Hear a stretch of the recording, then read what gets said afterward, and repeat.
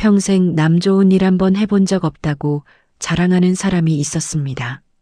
그런데 그 사람이 딱 한 번 자기도 모르게 남에게 무언가를 나눠줬다가 인생이 통째로 뒤집혔다면 믿으시겠습니까? 경상도 어느 고을에 강만복이라는 부자가 살았습니다. 만복이라는 이름은 복이 가득하다는 뜻이었으나 동네 사람들은 그를 만복새라 불렀습니다. 복은 혼자 다 끌어안고 남에게는 쇠붙이처럼 차갑다는 뜻이었습니다. 그의 담장은 고을에서 가장 높았고 대문은 가장 두꺼웠습니다. 머슴 돌쇠에게 주는 밥은 언제나 반그릇이었고 돌쇠가 눈치를 보면 만복은 말했습니다. 배부른 놈이 일을 하더냐. 만복이 늘 이토록 차가운 사람이었던 것은 아니었습니다. 젊은 시절 그에게도 아내가 있었습니다. 아내는 장날마다 기름떡을 사다가 이웃과 나눠 먹었습니다. 만복이 눈을 부라리면 아내는 웃으며 말했습니다. 서방님, 나눠야 집안에 기운이 돌지요. 아내가 세상을 떠난 뒤로 만복은 그 말이 못마땅했다고 생각했습니다. 그러나 이상하게도 장날이면 발길이 저절로 떡장수 쪽을 향했습니다. 그러던 어느 가을 장날, 노릇노릇 찢어진 기름떡 냄새가 만복의 발을 세웠습니다. 한참을 서성이다가 결국 만복은 할멈 앞에 섰습니다. 할멈, 저 떡 한 개에 얼마요? 그것이 모든 일의 시작이었습니다. 만복은 그날 자신이 왜 그 앞에 섰는지 두고두고 후회하게 됩니다. 다음 날 아침 돌쇠는 마당을 쓸다가 담 너머 박서방 댁 아이들의 웃음소리에 빗자루를 멈췄습니다. 아이들이 무언가를 나눠 먹으며 깔깔대는 소리였습니다. 돌쇠는 자기도 모르게 빗자루를 꼭 쥐었습니다. 마당 한 귀퉁이에는 낡은 매화나무 한 그루가 있었습니다. 돌아가신 마님이 손수 심은 나무였는데 마님이 떠난 뒤로 아무도 가꾸지 않아 가지가 뒤엉켜 있었습니다.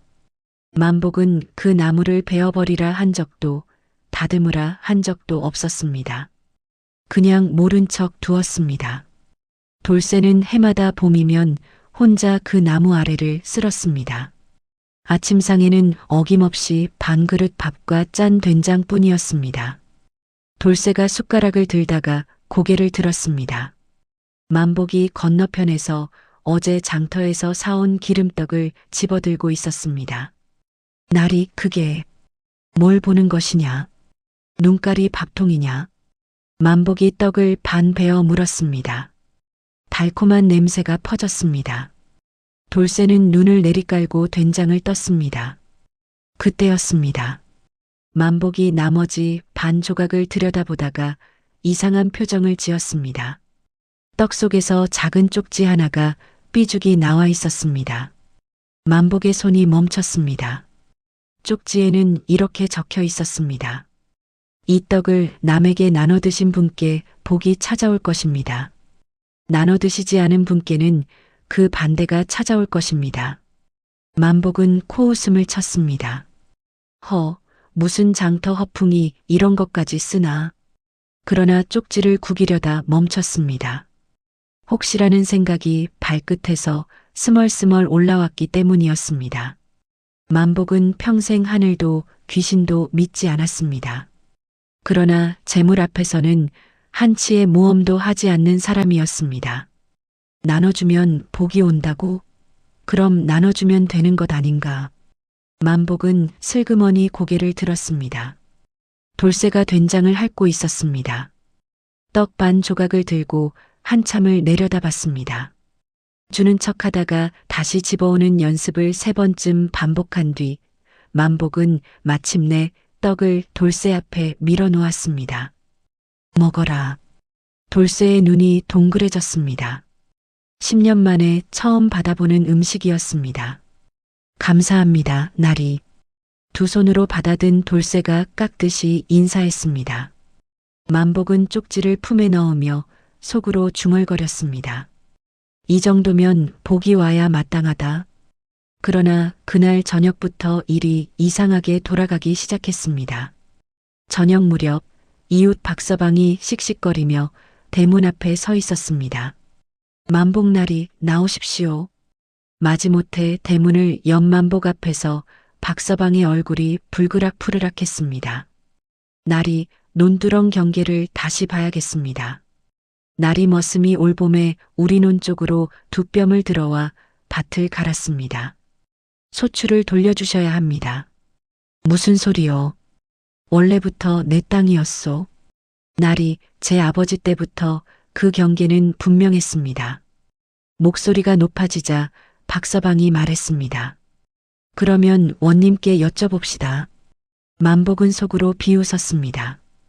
이 고을에서 가장 많은 세금을 내는 자신이 무서울 것이 있겠습니까?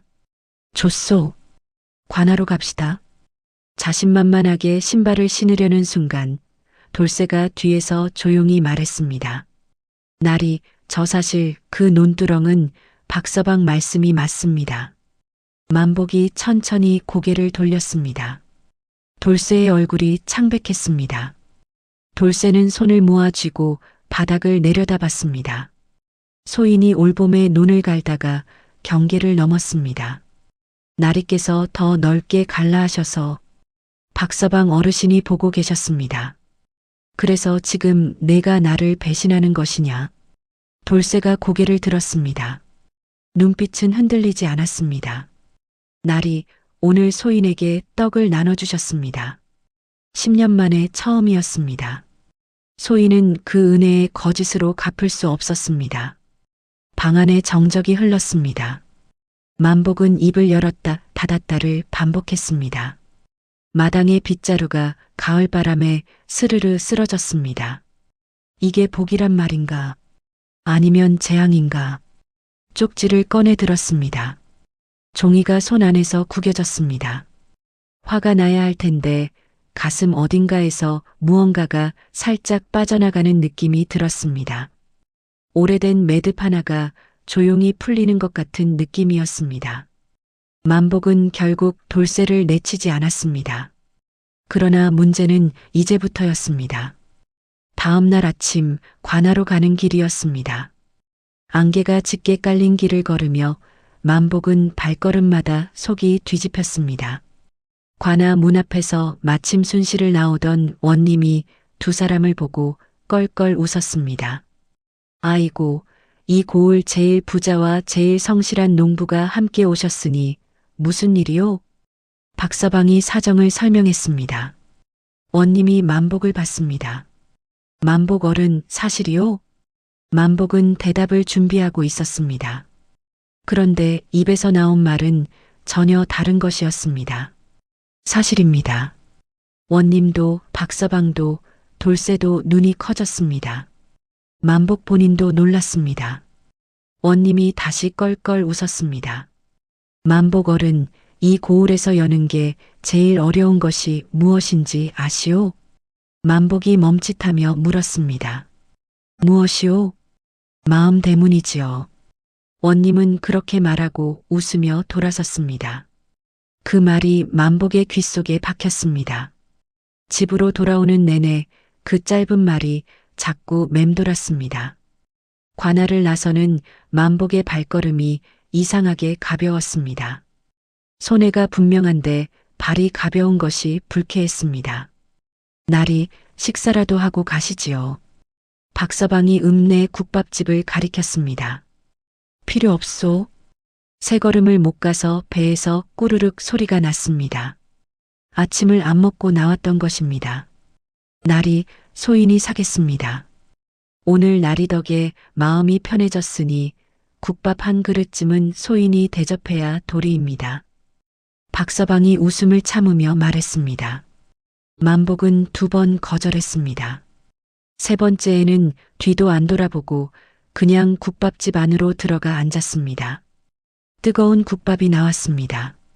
숟가락을 들다가 옆을 보니 돌쇠가 국물 냄새를 맡으며 꿀꺽 침을 삼키고 있었습니다. 만복은 잠시 멈췄다가 손을 들었습니다. 여기 한 그릇 더. 돌쇠의 눈이 동그래졌습니다. 만복은 시선을 피하며 국밥을 떴습니다. 박서방이 보이지 않게 웃었습니다. 이 모든 것이 떡 한 개에서 시작된 일이었습니다. 그런데 그날 저녁 만복의 집에 뜻밖의 손님이 찾아왔습니다. 장터 떡장수 할멈이었습니다. 소쿠리를 지고 대문 앞에 서서 능청스러운 얼굴로 웃고 있었습니다. 어르신, 담장이 제일 높은 집이 어딘지는 고을에서 다 알지요. 만복은 문을 좁혔습니다. 할멈, 그 쪽지는 무슨 짓이오? 할멈은 이번에는 부인하지 않았습니다. 만복을 물끄러미 바라보다가 낮은 목소리로 말했습니다. 소인이 이 장터에서 떡을 판 지 30년이 넘었습니다. 만복새 어르신이 장날마다 오셔서 냄새만 맡고 가시는 걸 봐왔습니다. 꼭 뭔가를 그리워하는 사람 같았습니다. 만복의 표정이 굳었습니다. 돌아가신 마님이 살아계실 때 소인한테 늘 오셨습니다. 장날마다 떡을 사서 이웃과 나눠 드셨지요.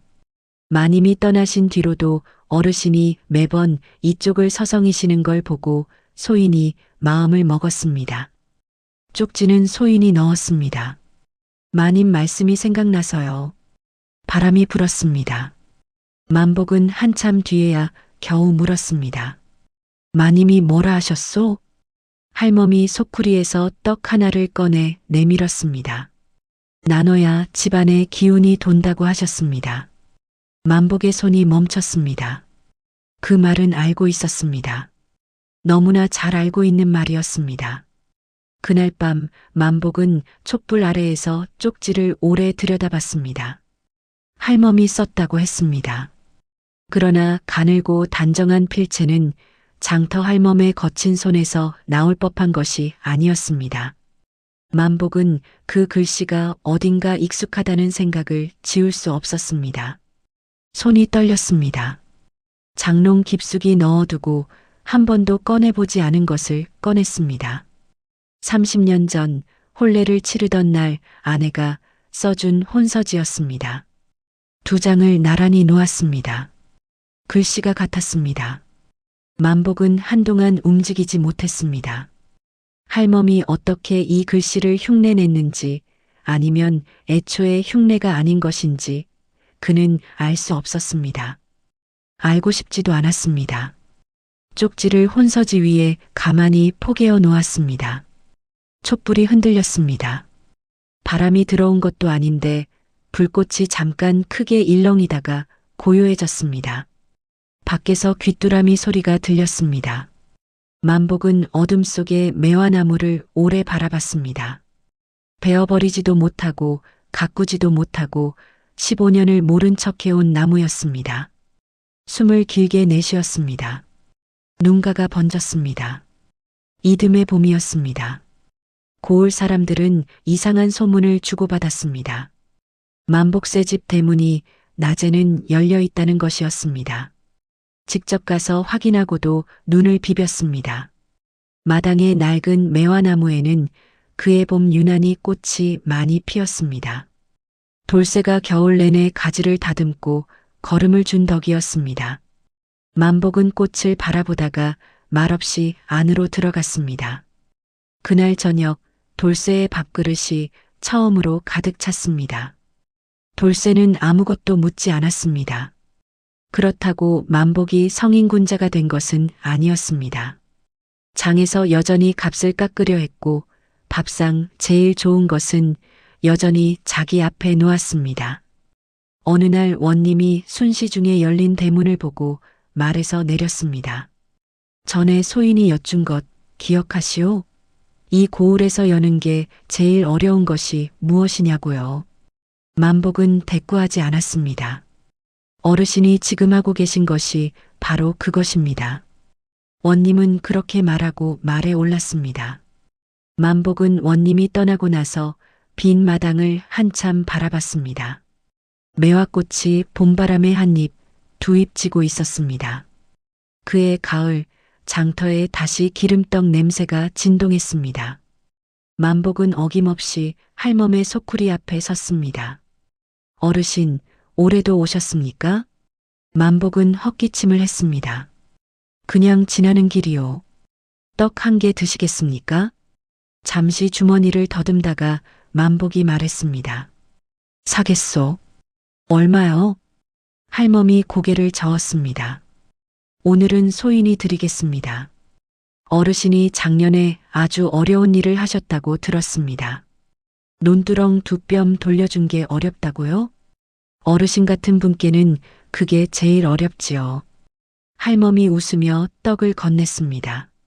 만복은 받아들고 한 입 베어 물었습니다. 쪽지는 없었습니다. 그냥 떡이었습니다. 그런데 이상하게도 작년에 먹은 것보다 더 달았습니다. 만복은 씹으면서 잠깐 눈을 감았습니다. 장터의 웃음소리가 귓가에 들어왔습니다.